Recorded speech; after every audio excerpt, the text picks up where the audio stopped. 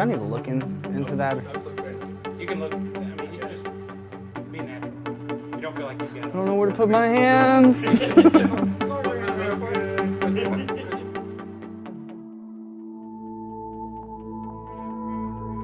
So after I had a real big fall, and where I made a good mistake. I was working at a church at the time, and it was so much so that I actually had to step down from my position, which is kind of a pretty big scenario here. And during the first part of that season, before I started seeing some growth, some traction, if you will, I just looked back at all the different things I'd done in my life, and just full of regret and pain and anger at myself and hurt and everything else that can be associated with that. I felt all that.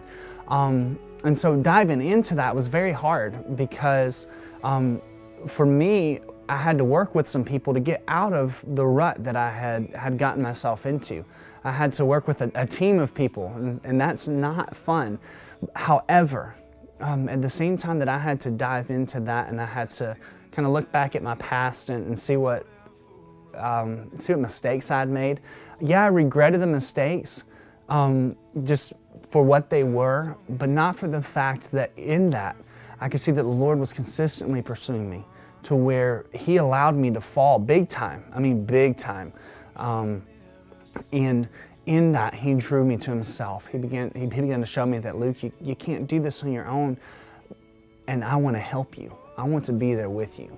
And so for me, getting back on the mark was, in this situation, was really about just getting help. A very wise pastor once told me, he said, Luke, you plus God is not enough. And he said that not because God is not enough, but because I'm not.